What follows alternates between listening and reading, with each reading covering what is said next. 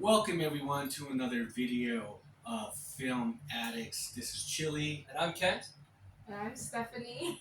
And we just finished watching The Breakfast Club from 1985. And we're going to have three different perspectives on this film. One from myself, that's from Generation X. Then me, Millennial. And Gen Z. Gen Z. Okay, and now Kent, what were your thoughts on The Breakfast Club? Oh God, there's a lot of coming of age 80s movies out there, but the bread and butter is probably Breakfast Club. There's a lot of memes and takes I think people have had throughout the years. When you think 80s, you do think of those groups, right? Those cliques. And they've morphed throughout the years, I want to say, like rocker, punk rocker, and then you have like goth to emo. So we still see that today. And I think that this movie is just one of those that's timeless because the stresses that you have in adolescence and in high school continue to be what you're seeing in this flick. So I guess what I'm trying to say is the fact that you can still relate to this movie and probably find yourself in one of these characters, it's something that is a pleasure to see, and I think that's why it's remained relevant all these years. Well, what about the factor of the sensitivity, of the way they speak? What could this film be made today? This film could be made today, but I don't think that. I think we might need to push the limits a little bit because things have changed, right? Like what a lot of what our rocker friend was doing throughout the film. A lot of it had shock value, but those things aren't as shocking as they are now, right? He had pictures of all these different girls, right? And it was like, talking about like a polyamory. Polyamory is one of those things that's sort of not that big of a shocker. It's more accepted. And I think in high school, all these groups, when it comes to a lot of the things that he was doing, isn't a real big shocker. I think what you need to do is you would probably need to change, because some things are more acceptable and other things are no longer acceptable. So I guess what I'm trying to say is if you're going to create a character that's going to be rebellious, he might have to do, or she might have to do things differently. Well, I mean, what about the jock? I mean, he said some homophobic words. Okay, yeah, no, the jock maybe, Well, jock maybe not so even much. the scene where, the bad boy, was looking in her skirt, I feel like even that would That'd be still be something. a red flag today. Yeah. The jock had his moments where he tried to play Captain Save-A-Ho. Not really Captain Save-A-Ho, but Knight in Shining Armor. Well, the he had a thing few is, moments like that. she liked the attention, though. The Mhm. redhead, when she would go back and forth with those two. I think Andrew would also kind of save, or just kind of protect others, like Brian. And because this is his world, the rebel, the criminal. He's there every week. This is his place, it seems like. And so they're going into his world. And so he's kind of the one running the show from the very beginning. And they're just kind of just sitting there. And he's the one who brings kind of movement and interacts with them and tries to Definitely. antagonize They them. are reacting to his chaos. He's pushing the plot forward with his antics. Yeah, for sure. Right, and kind of getting them to not just rebel, in a sense, because when they're walking down the halls and he's telling her, how does it feel to be bad? Feeling bad, it feels pretty good. Because they're all kind of just, they seem to follow authority a lot. Whereas he was the one there because he pulled the fire alarm, right? He doesn't care. Everyone else is there for internal reasons. And what's interesting too about these groups, when you're hanging out with a specific group of people, even if you as an individual have different views, right? If you're not really going to be chump. What I'm trying to say is your friends in that kind of scenario, the stereotypes, they didn't really challenge each other like these outsiders did, right? I guess the rocker was able to challenge the jock and the nerd on his views, but then the preppy girl, right? She was able to challenge the views of the outcast. So they were able to challenge each other in a way from the outside that they already knew about themselves, but since they're in their own little world, their own little sphere of influence, they don't hear it from somebody else because they just hear kind of like an echo chamber, I want to say, with their own groups. Yeah, I would say Brian would be the leader of his little group, right?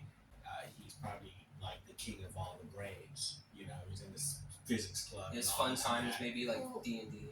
Right. Well, I would say I think the only person that didn't get, or I feel like he didn't get the outcast out of her box. I feel like Brian had to get her out of her box more. Yeah, she was definitely somebody that was just observing for a while. Like, first, you don't even know, does this person speak English? Because she's just making random noises. But over time, yeah, she was, I think, the last one to join their little circle. Because you could tell they were warming up to each other.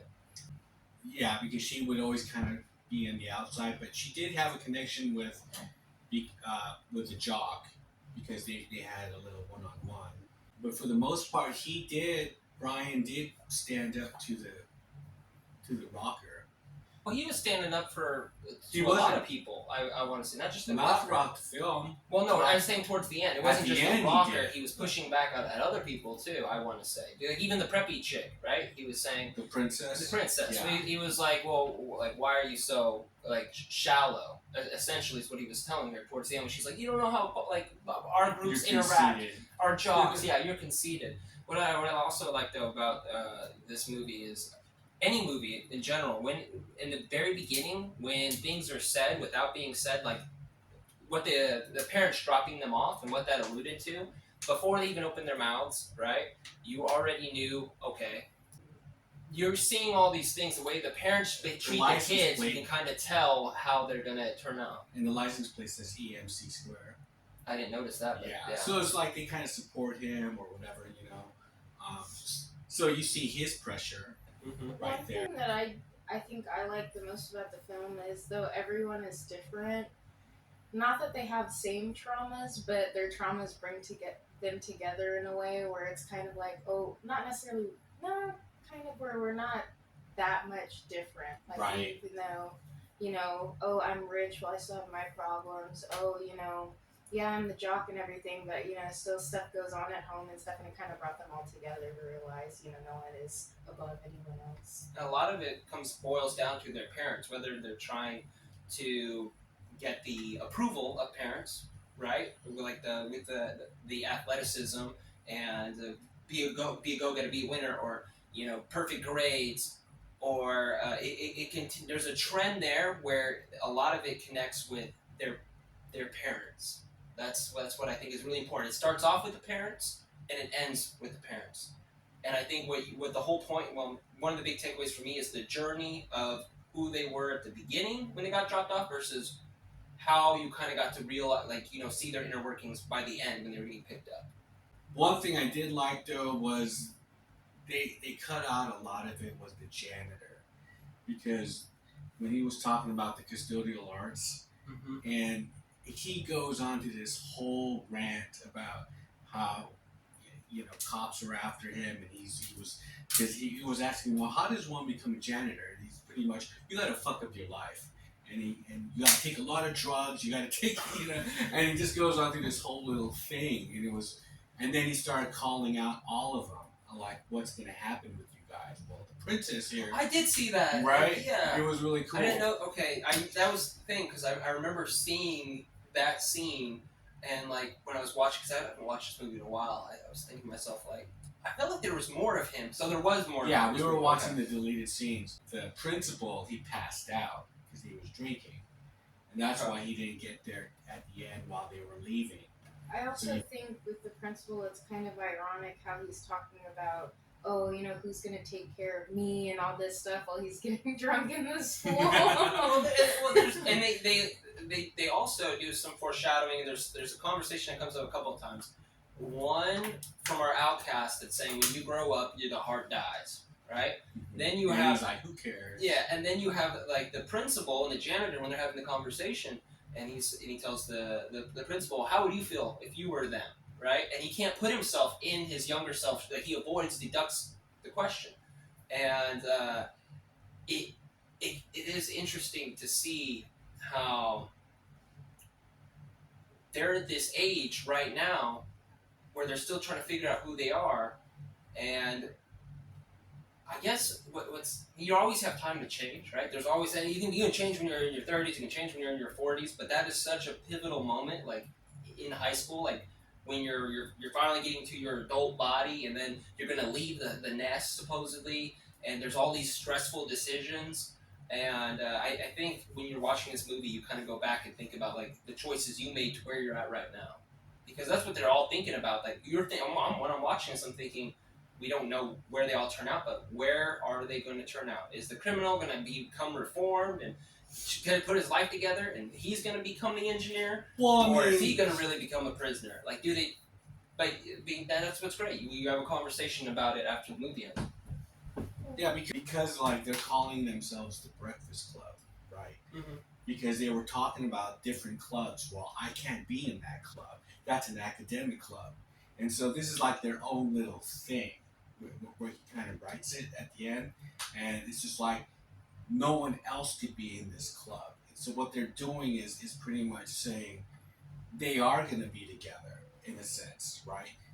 But no one else is allowed in this club. Is what kind of feels like that's a club. That's a therapy club. Like, that's what it feels like. Right? Because I mean, it just like remember how he was like, well, are you in the physics club? And then I was just gonna go join the fucking wrestling team, and he can't do that, and all of them there's restrictions in this society of school, but with them they're just like, well, fuck all that, we're our own little thing. And what they're talking about is like, in a sense, what really, I mean, wrestling is important, I guess. The physics club is probably important to them, but like what deep down, like I guess the inner self, the true self, I guess that's a club to talk about things beneath the surface. Right. Because everything's kind of fake in high school to a degree. I mean, we've been there. We've seen the fakeness, the bullshit. So it is interesting when you have a club like that. So that'd be cool if they did have clubs like that in high school. Can you imagine? Involved. That's what I was getting at. Because Brian came up with it, the ad, and there was some speculation that the princess giving Judd Nelson the diamond earring, like, yeah, we're not going to see each other. I don't see it that way. Do you think that they do end up speaking to each other after the following day? Especially with the, like you were saying, the jock and other girl. And I don't think that outcast is going to dress like that every day. Well, I just think that the jock and the outcast had a stronger connection than the rebel and the princess, just because, I don't know, I feel like them, like, looking eye in eye and, like, talking deeply, he was the first one to ask her, what's wrong, is it your parents and things like that. I feel like the rebel and the princess, that's kind of like what people like in high school, that kind of toxic, back and forth kind of thing. And I also think they have a lot more in common, though, because they're. I just see the rebel and the princess butting heads a lot more than I would see the jock and the outcast. I feel like there would be a lot more meaningful conversation with the jock and the outcast, and I just feel like she's still, like, she left, I'm pretty sure she's still kind of stubborn. I think she's still, and I think that he's definitely strong in his ways, and though they might change a little bit, I still feel like they might revert back to their inner workings. I don't know, I feel like the jock was kind of softening up, and I think that, the outcast, she just wanted to be loved, and I feel like they would probably mesh more long term than the rebel and the. Well, do you think they will all talk to Brian Monday? Well, I think for sure, I feel like the outcast, I think that she would definitely go out of her way, or not maybe go out of her way, but if she saw Brian or Brian went up to her, I definitely think she would indulge in conversation. But I think because if the jock is with her, I think he would treat him just the same. I think that those three, probably, I could see them continuing to talk, because the jock, it feels like the jock was already reaching that moment where he knew what he kind of wanted and who he was towards the end. Like he made a lot of progress. So I think that if he was with her, he already went, like you said, he already went that far. I couldn't see him, especially because he seems to be a very like white knight type of person. Once he found out Brian was like trying to kill himself, something tells me that because of his character, I could see him checking in on Brian and following up. Whereas the rebel and the princess, I think that the rebel's too free of a spirit to. I don't even know if he's how many days he even goes to school. I doubt he's gonna be in the same situation. You don't know any of my friends. Yeah, and then you don't know any of my friends. And then as for the princess, I see her maybe like a quick little maybe acknowledgement, but I really don't think that with her group, like how you're saying, I think she's gonna stick with her group because even though she admitted things about herself, but she didn't say anything about changing. Whereas the jock did state that like he's like.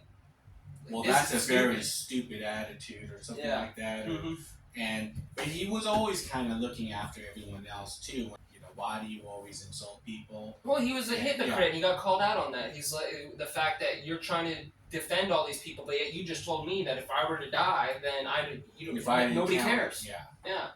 So he was really conflicted throughout the movie. I want to say. I also think with the princess too, like the whole relationship between her and the rebel, she just gave off like she was a tease the entire time, and she kissed him on the neck, and like I just don't feel like she really changed as a character. And just like she said, like she kind of rebels as far as like her parents and even the rebel kind of called her out on that. I do still feel like she's kind of in that way. She cut school.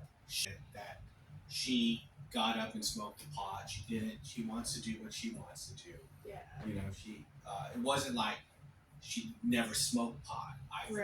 I felt like she is, someone who gets high. Quick side note, and it's gonna be a what if.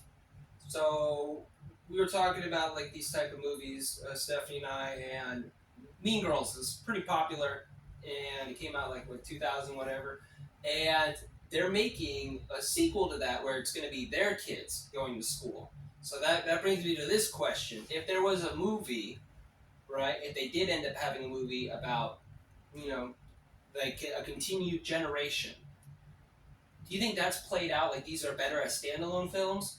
Would you think that a series, how would you feel about a series of something like that? Or it can't be done? I think a sequel could be done for The Breakfast Club now. The scenario would be like a reunion, like a class reunion or something, like 20 years, and they all kind of meet up. They end up leaving the function, and they end up in that library, and we get to find out what happened on Monday. Damn, that would be dope. I would check that out. How do you guys think the cast of Breakfast Club would be as parents? Claire and John had kids. However, John went to prison or died. John OD'd. Yeah, because I feel like the best parent I see out of all of them would be the outcast, because I feel like she acknowledged the way she was treated, and I feel like if she had a kid, she would not. She would be a conspiracy theorist. Well, I think some people either become their parents or become the opposite of their parents, and the way she seemed, I don't know, I kind of agree with that, where I think that she would be, if anything, she'd kind of become like Brian's mom, I think, where she'd cut the slices and try to be very, very, like, provide something that she never was given. And then I think, I don't know how the jock would turn out. I don't know. It's hard to I say. feel like These are the thought princess, if experiments. she had babies, she obviously has some generational wealth. I think she would probably. That's if John didn't burn it all to the ground with his drug habit. Right.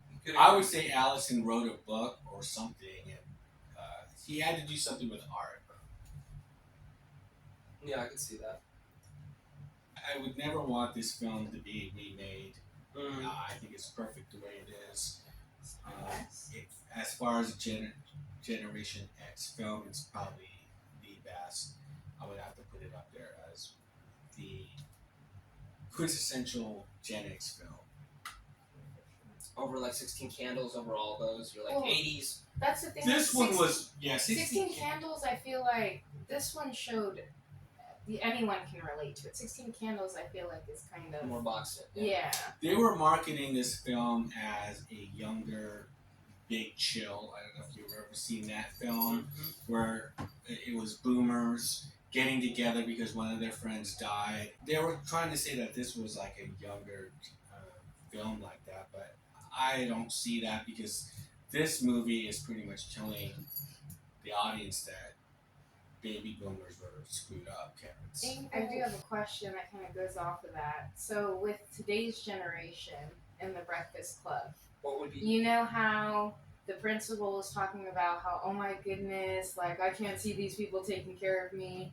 Like, and you see people grow up and they kind of make regular lives and things like that. What do you think about this new generation or Gen Z? Because everyone, I feel like everyone, like when they're 16, all the older people are always like, oh my goodness, what's happening to them? Oh my goodness. And then, they end up turning out all right. And then I feel like everyone just goes through that rebellious phase when they're maybe 16 to 18, however old. So I was just curious what you guys think. Well, it's weird because I didn't see the millennials as rebellious. I mean, this was the generation where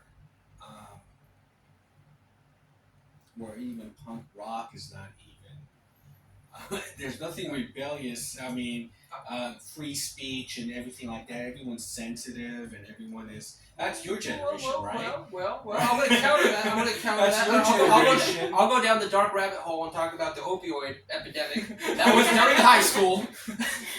And we weren't just smoking weed and doing like whoopee cushion pranks like Gen X. I know there's a lot of audience that's going to come for me. But,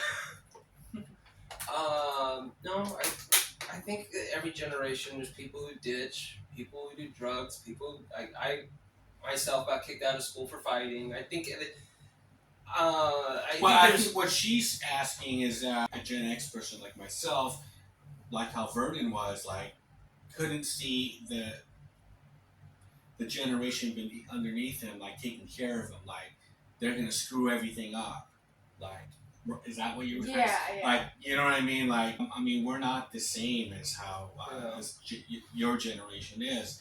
Everyone is just sensitive. But I don't see that with her generation. Mm-hmm. I see there's hope with her generation. Well, I think Your generation is far more down that rabbit hole, sir. No, I don't think here's so. my thing is, I think with my generation, I think we're just in a time where we need to grow up. It might just be a little more delayed because we have a lot more resources and things, but I definitely think that everyone's gonna have to grow up and face reality. That's the thing about reality. I mean, so her generation, there's people there. I forgot where it was. I think it was Pennsylvania, where the whole student body walked out. They did a walkout because of the whole transgenderism. I think it was about transgenderism. They said, "Screw this. We're not going to do it." And they got up and walked out, like 400 students. And I was like, oh, finally, there's some, that generation's not taking crap. Well, I mean, if we're talking about, so if we're going down that rabbit hole, okay, That's I think there's a separation between being, I guess, okay, so we're talking millennials are progressive and more liberal. That's where we tend to go. Gen X, not overall, but I'm saying if we're looking at like demographics. Our liberal was different than your liberal. Oh yeah, for sure. And our conservative is different than your conservative, right? And I think that conservative now is more rebellious. It's more. Well, I think even without the political stand, do you think?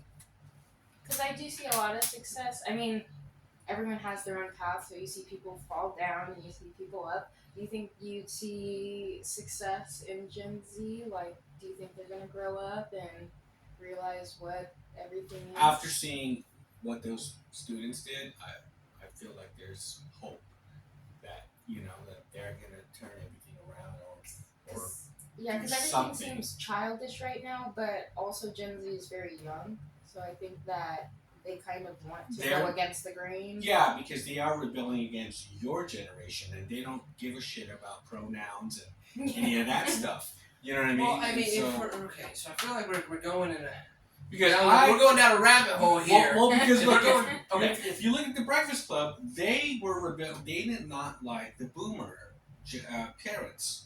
That But whole what thing I'm saying, if we're talking about that, I mean, Gen Z, right? People that, if we're talking about voting and stuff, Gen Z is 18, right? To like, let's say 25. If you look at 18 to 25 and what they're voting, if we're talking, I don't know, we're never talking politics, but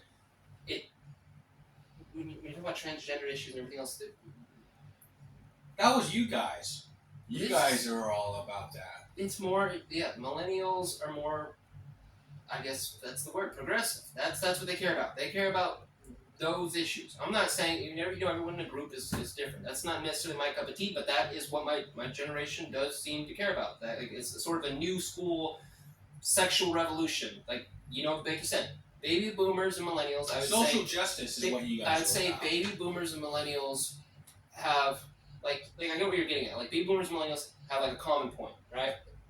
And then I'd say Gen X. It's only time will tell because I don't think there's enough time that's been written yet to see the correlation between Gen X and Gen Z. Because if generations rebel, the past generations, the way they do, there might be a correlation there, but I don't think that's always going to be the case. And I think more time for me to make a judgment call. I think I can make a judgment call that millennials have a lot of similarities with baby boomers, but at the same time, there's a lot of things that are not correlated whatsoever. So it's hard to put people in little categories like that. I think what she was trying to say is pretty much, okay, it's like you don't listen to your parents' music. Like people would say, like, oh, that's dad rock, Okay. right? Metallica is dad rock, right? And this and that. And so,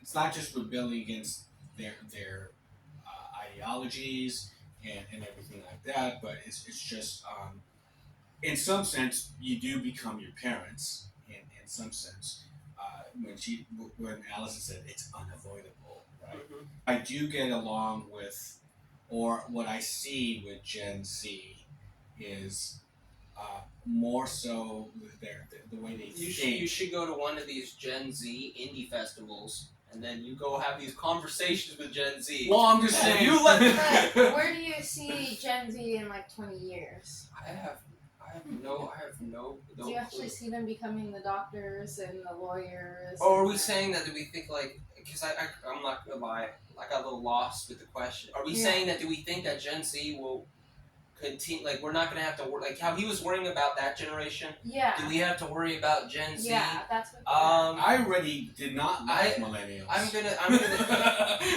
This has Millennials- become a hate millennial thing. Millennials have screwed shit up already. I mean, from where I came from, I'm just like this. Well, if is we're like talking, okay, fine. really- I'll take the bait there. Majority of Congress is not millennials. Majority of Congress, we're talking like baby boomers, Gen X. Okay, millennials. Okay, we're like what? Late 30s, maybe early 40s. You know what I'm saying? Like late 20s to like early 40s. Positions of power. That's not all us yet. We're not all there. We're not the ones controlling the schools, controlling the government. If we're going down that rabbit hole. Now, there are things that You guys are the teachers. You guys Yeah, are That's what I'm saying. in high So- school. You guys are AOC. That is You- your guys' stuff. AOC, the squad. That is you guys. So Breakfast Club. Yeah. A way to divide generations if you're Gen X. I think it's well. If you want to shit on other generations and talk about Gen X's number one 80s movie, and you watch Breakfast Club. It is a great movie. It's definitely timeless. It is timeless. You know, and yeah, I think if a millennial made that film, you'd have a transgender person, a character, right? You'd have a Black Lives Matter revolutionary guy. There would be more diversity, yeah. It's- If I'm gonna play from that angle, I'll play from that. Yeah, we're diversity. Yeah, there would be diversity. Well, I just think Gen Z in school, I just don't think we have many of those, like, we don't have, like, the cliques, I guess, that were kind of portrayed in Breakfast Club. Everything's kind of different now. Everyone has pink hair, blue hair. Everyone's wearing dreads. Basically everyone's doing anything they want. And I mean, you kind of just, I don't know. That's the It's generation. it's That's the definitely generation different. that you think is your savior generation. I'm not saying saving like my generation. It's not gonna. I mean, I'm just saying that as far as like how things have gone really south with your generation, I just see there's more like what she was saying, reality based than your generation. I think no. You guys have the colored hair. No, not even. Your teachers okay, do. so they started the colored hair, and now they create. Yeah, now there's just a bunch of us running Well, it around. used to be There's a lot of downsides to each generation. Trust me, I'm familiar with the things with millennials. I'm familiar with those, but there's also things with Gen X, and there are things with Gen Z. But I get it. We don't have a baby boomer here, so it's easiest to shit on the millennial. So I'll take it. I'll eat it. Well, I mean, that's what the film was kind of illustrating, because their parents were boomers, and they were just screwed up. I think every I feel like as kids, like, not that it's part of your job, but like it's something you just do is shit on the generation before you. I feel like or in front of you. Or the one moving forward. Everyone, I mean, everyone I've talked to, they always have problems with their parents, whether it's a two-parent household, anything like that, and they're always going to critique their parents and how they would do it better and all this stuff. And I think that kind of like in the movie, you know, how they were talking about the boomers and their parents, you know, and how they did everything. I think it's just the way it's part of life. It's your teenage years. I mean, what millennials rebel against, I'm sure there'll be a wave of people that are more conservative that will rebel against that, and then another wave that'll be more liberal that will rebel against that. And people, that's just part of growing up. Is rebellion, I think, is a rite of passage. Well, there's different kinds of rebellion. I guess that when people look at millennials, they think of them as entitlement,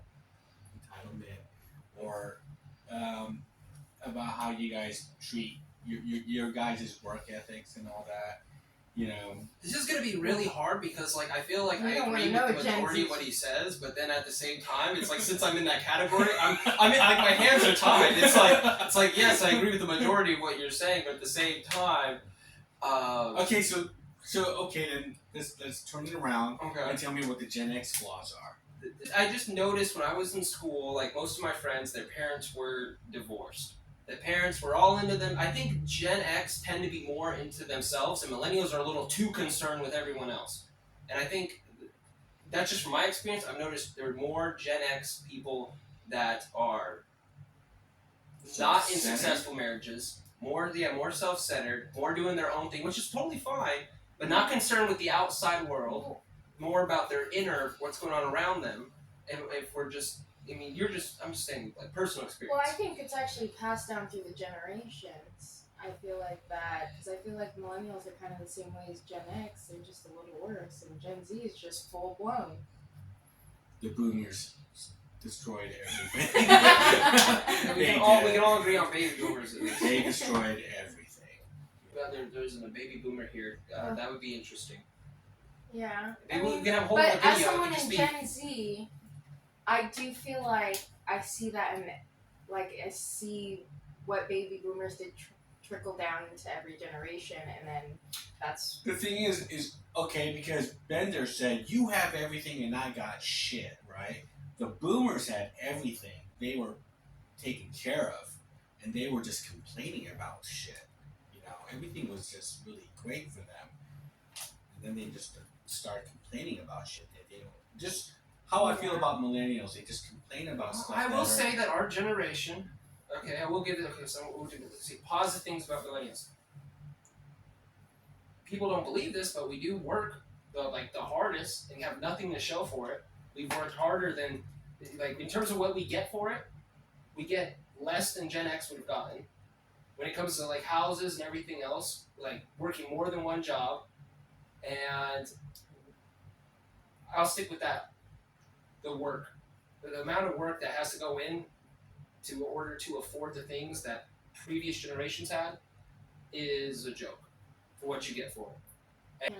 And that's one thing Gen Z, I feel like that's very different from millennials because I not that there's no work ethic with Gen Z, maybe they're just young, but I do feel like they're just like forget this job, I'm just gonna do TikTok. Like Yeah, you guys do. I A lot of mean, job hopping, yeah. a lot of the quiet quitting, and they're like, I'm out of here. Yeah. You know? There are things to. I mean, and I guess that's supposedly if we're gonna I can gripe about that with millennials, where I think I understand where the social conscientiousness comes from in terms of them wanting like to change the world, but I think we have more of a reason to use that energy for the housing market, for like the inflation, for like the economy. We took that energy Well, for the thing things. is, though, when things don't go your way, or um, you guys try to find something about people that they may have done in the past,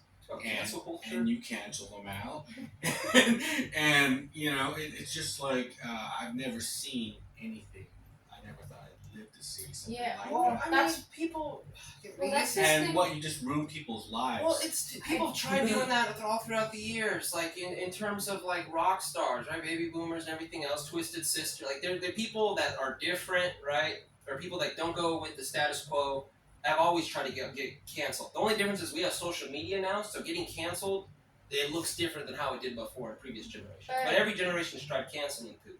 But I think the difference is like instead there's no accountability now. I feel like everyone's just like, oh, it's you, cancel, it's your fault that I'm this way and all this stuff, rather than taking accountability for your part and working towards something better. Yeah, I mean, I think those empty videos, those empty apology videos are stupid. I think cancel culture is stupid. But I think that... Is it going to go away? But you guys are into that? Well, that's the thing is, I feel like millennials kind of trickled it down to Gen Z, and now we're full blown not taking accountability. We're full blown.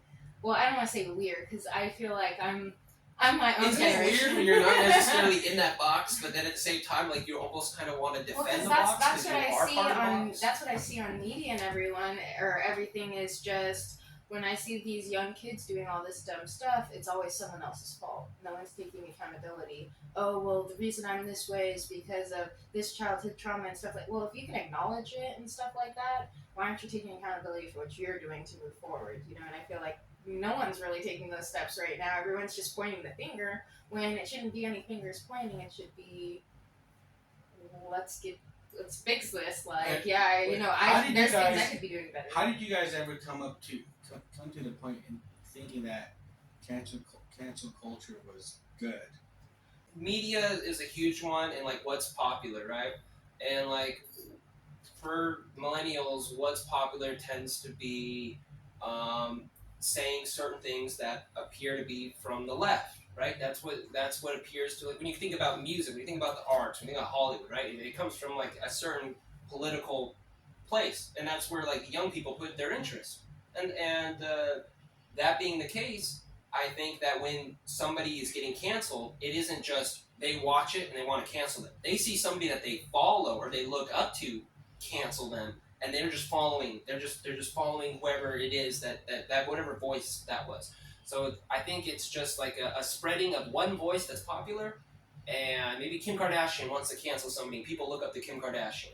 Right, next thing you know, you have all these kids, everyone's now on board to cancel that person. It's not like one individual, like myself, says, oh, we should cancel them. Well, no, I was just asking about the idea behind it, like why people get involved with this, because they too, just like Whoopi Goldberg or anyone else, they will fuck up, and that's the crutch of social media. There isn't as much as many, even though people try to be more like individuals today. Social media has created group personalities where groupthink. And with that being said, that a lot of people, when you're talking to them during break at work or whatever, if we're talking about millennial or people who just kind of grew up with technology, or even later generations that are immersed in technology, you're gonna notice what they say. if you look through some reels, you look at some YouTube videos, you've already heard that before. I think that's something that's really different about millennials is that I think we get a lot more information through a groupthink resource rather than going to the library and just picking out an author. And I think you're just a different kind of millennial. Well, I think if there was a sequel, like I was saying about Breakfast Club, they would really have to go after your generation. They have to go after millennials. They have to go after cancel culture. They have because we're not into that. You know what I mean? And these characters in this film are like go fuck yourself kind of characters. And so you know what I mean? And so it would, Well, it gets a little bit more complicated if we're going down that. maybe their yeah. kids maybe like I thought that. how it would be if Gen X was shitting on baby boomers, then wouldn't the next people be shitted on be the Gen X? From millennials? Technically speaking, but he can't accept that. I'm just kidding. Well, no, because there's not that many of us. As Where did the Oh, I was millennials saying for the Breakfast Club like reboot. they would have. I'm about to you look at mean, which generation has the most alcoholics. They would have to rebel. You I'm pretty mean- sure Gen X is. Yeah, we are.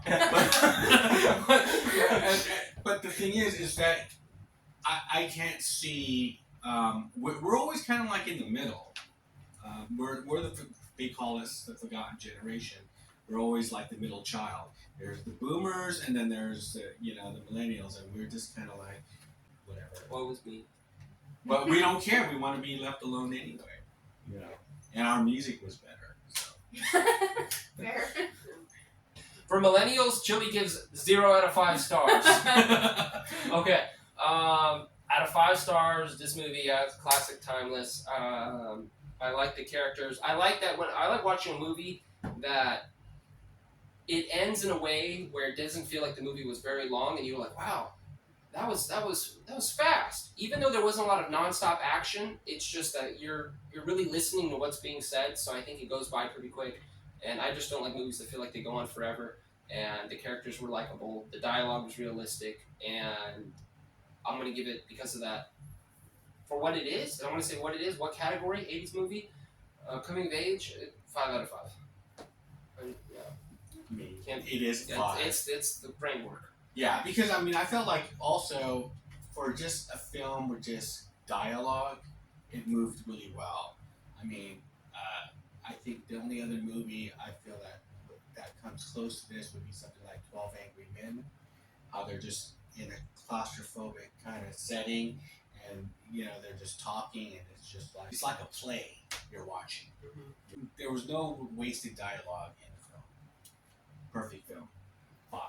Yeah, I think I'd give it a 5 out of 5 as well. I definitely feel like this movie has a big impact on people's high school experiences, and I definitely feel like for Gen Z, this movie had a big impact. I think that, I'm assuming there's less bullying and things now. I feel like a lot of people are kind of, we're more like emotional and stuff like that, and I feel like a lot of it, I give a lot of credit to this movie. Emo. I give a lot of credit to this movie, just because it shows you a different perspective on, each person, even though you're different, you have They're the similarities, same. it brings you together, yeah. Alright folks, thanks for watching the video. I hope you get a kick out of this. I know, I never thought I'd be defending, but you got it. Even if you don't identify with your generation, there's a part of you that has to defend.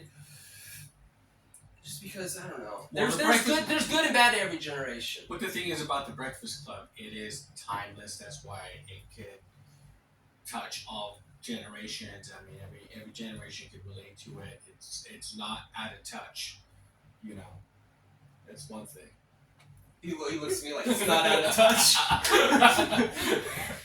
Alright, catch you later.